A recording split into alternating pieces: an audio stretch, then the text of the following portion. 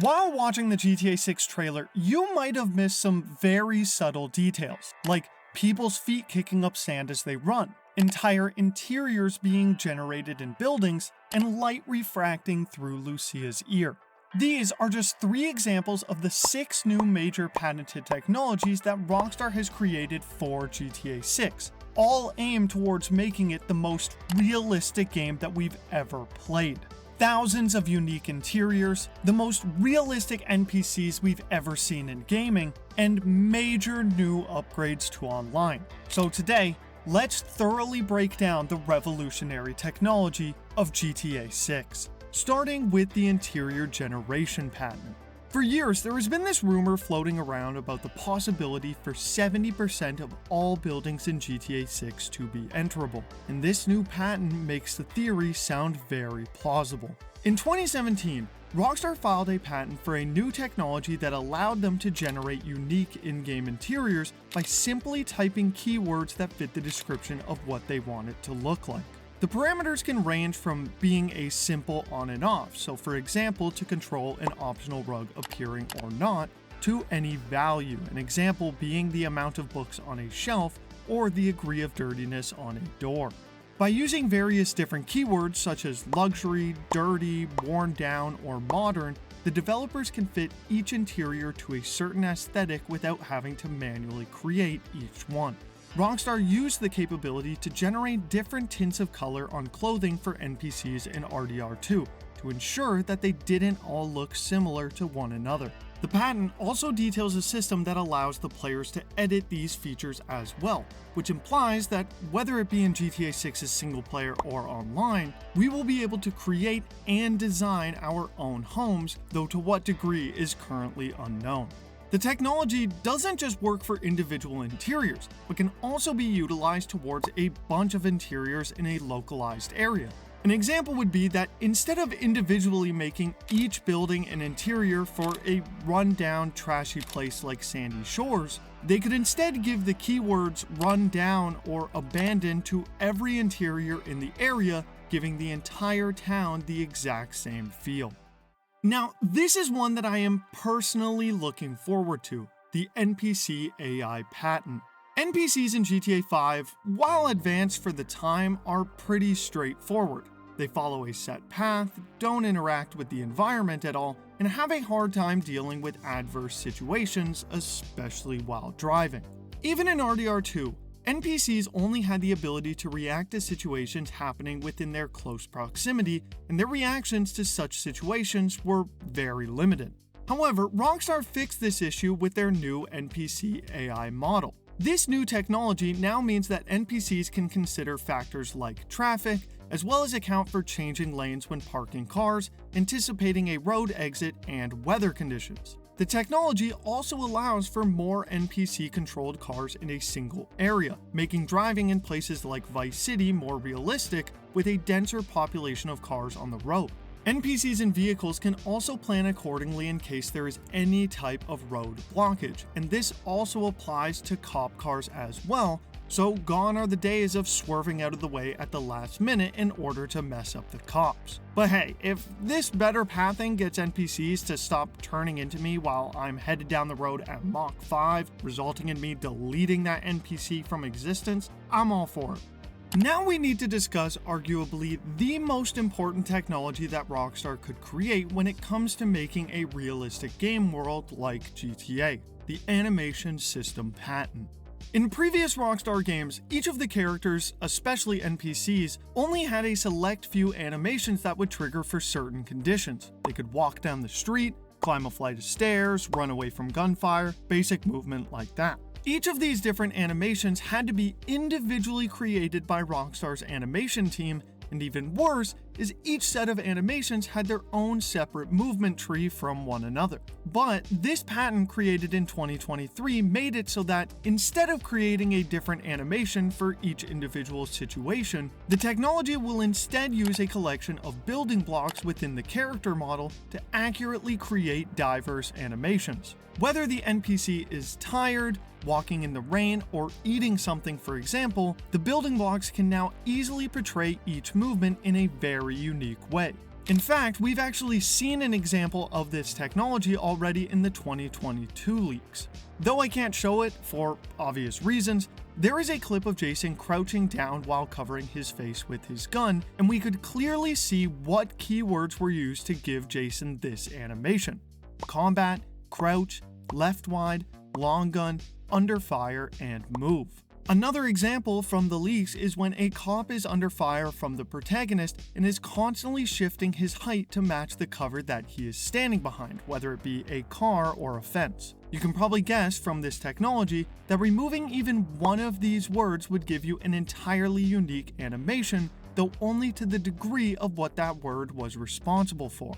It could be very likely that RDR2 used technology similar to this, but it will undoubtedly be the first instance we've seen of it in a GTA game. So to summarize this patent in a way that we can all imagine, is that this technology will make it so that each movement from every character, whether NPCs or our protagonist, will be unique in their own way depending on different factors of the scene. And mix these diverse animations with the interior generation patent that could be used on characters' clothing like we saw in RDR2, means that no two characters will ever be the exact same, adding a level of realism not seen in any other game. And while we're on the topic of character animations, Take-Two also acquired Zynga at the end of 2023, which is the company who owns the Euphoria and natural motion physics that we originally saw in GTA 4 and then again in RDR2. So now they have the rights to develop it as much as they want, meaning the movements will be even better than what we've already seen.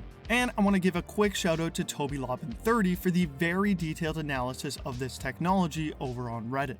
Already from the trailers and screenshots, it's clear the graphics in GTA 6 will be unlike anything we've seen in previous games. So why not discuss how they made it better with their new graphics rendering patent? While RDR2 was already ahead of its time in terms of graphics, scenery, and the overall ambient feeling of living in a 1910s old western, GTA 6 will be leaps and bounds more immersive based on what we've learned about this technology. And there are four main parts to this patent that we will explain individually: dynamic terrain system, ambient occlusion, global illumination, and material tinting. The dynamic terrain system is exactly what it sounds like: a dynamic terrain, meaning that elements of the map can be destroyed, changed, or altered based on specific interactions. Easiest way to describe it is actually by showing an example of it we've seen in the trailers. In the beach scene from trailer 1, you can not only see footprints from people walking in the sand, but slowed down, you can also notice that their feet are kicking up sand as they walk, and this is the dynamic terrain at work. There are a few other examples, like craters forming in the ground from explosions, vehicle tracks being left in the sand or mud, and trampled paths in the grass where animals have walked through. The ambient occlusion technology has to do with how light and shading reacts within rooms, buildings, and all over the map in order to create realistic shadows, contrast, and depth perception. With darkened corners, natural light leaking from shadows, and objects casting soft, realistic shadows, rooms in GTA 6 will feel way more atmospheric. Examples might be something like an abandoned warehouse that could have broken beams with shafts of light shadowing in certain areas to show how run down it is. Global illumination, on the other hand, is a rendering technique that models how light is bounced off of one surface onto another to give a more realistic lighting without needing full ray tracing. It sounds confusing, but the TLDR is that using what's known as a bounce map, it can create more accurate lighting by simulating realistic light reflection off of surfaces. Now, this isn't to say that ray tracing won't be in the game, since people would be up in arms if I said that, not to mention that we've already seen it in the Lucia prison clip, but this technology can be used over a wide area like a forest while also saving on processing power.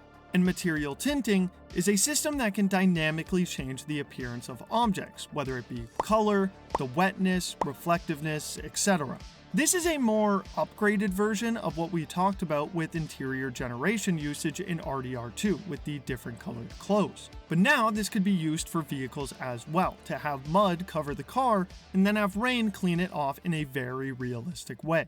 Everything that we've talked about so far is the technology that is referring to GTA 6 overall, but let's quickly talk about something that a lot of people will be hyped to hear if they love online: the session management patent. Managing the amount of players in an online lobby has always been a challenge for developers. It's simple math. More players equals more processing power, which equals more problems. When it comes to GTA Online and a lot of other games, there's usually two ways of managing more players while maximizing the processing power. A, lowering the player count, or B, lowering the detail and graphics of the map. GTA Online has seen both of these fixes in the past. On the PS3 and 360, they could only allow 16 people in a session on top of deleting a lot of details from the world. When they got to the Xbox One and PS4, they were able to increase the player count to 32, but they still had to dumb down the graphics quite a bit. Luckily for us, however, a new patent Rockstar filed in 2021 is looking to minimize this problem. The way Rockstar aims to do this is, instead of having the entire map take up an entire session like we currently have in GTA Online, they will instead cut the map into multiple different sessions with a seamless transition between each. This picture provides a great example. The map is split up into 6 different sessions, and let's say you want to drive from Vice City to Port Gellhorn. You will leave the Vice City session and into the Port Gellhorn session seamlessly, without having to find a new session like you do now in GTA Online. This technology was already used in Red Dead Online, and it works great. The only problem with this is that it confirms that peer-to-peer connection will be returning, which could pose another major modding problem with the PC version. However, Rockstar might have a fix for that as well. If you've ever played GTA Online on PC before, you know that there has always been a modding problem. While Rockstar did implement BattlEye at the end of 2024, it was a little too late after over a decade of players having experiences ruined by modders. And although people will still be worried about hearing that GTA 6 Online is peer-to-peer, which can give modders access to your IP address, with a new patent filed in late 2019, Rockstar plans to end modding in GTA 6 by taking a few promising measures, all detailed in what is known as the anti-cheat patent. In past games, Rockstar would combat people being able to mod certain values like money or health by encrypting the variable files so modders couldn't easily find them. But this was a tricky system for Rockstar, since they needed to encrypt every single file so the files wouldn't be highlighted for modders. However, once modders did eventually find the file, they would decrypt it and add it to their mod menus, forcing Rockstar into having to go in and re-encrypt it and change its location manually. But Rockstar's new system aims to fix this by randomly moving these variable files to a different location at random intervals, making it a lot harder for mod menus to function when the internal code is constantly changing. Not only that, but they also encrypt these files in a special way. Whenever the variable file needs to be changed, like you earning money from a mission for example, the money file would be decrypted, the variable changed to however much you earned, and then encrypted again right after, which all happens automatically. The only problem with this system currently is that the added workload of constantly decrypting, encrypting, and then relocating the file will definitely increase the workload on your system since it's peer-to-peer. Meaning they need to find a way to only add this to very important files as to not overload your system. But nonetheless, any extra security that Rockstar makes to stop the modding problem will ultimately work better for us whenever GTA 6 inevitably comes to PC.